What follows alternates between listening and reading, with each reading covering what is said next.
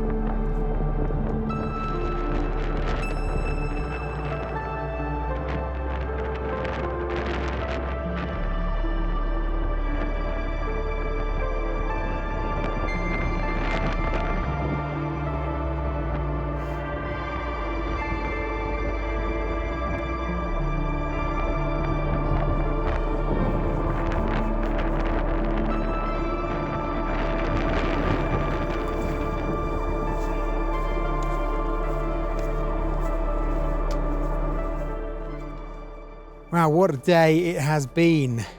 8.5 hours since we left Hidden Valley campsite.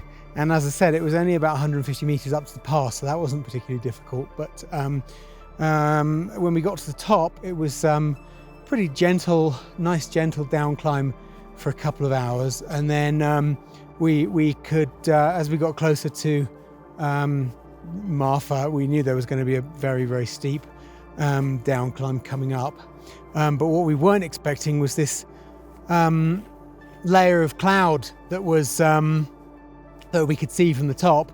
And of course, when we got into that cloud, it became incredibly cold, and the wind really picked up, and yeah, it was very uncomfortable for a couple of hours of down climbing. And we have arrived. Well, we were aiming for Yak Kaka, but when we got to Yak Kaka, it was a nice campsite with water and everything. But the problem is, it was so windy there. It would have been a horrible night's sleep. So we carried on.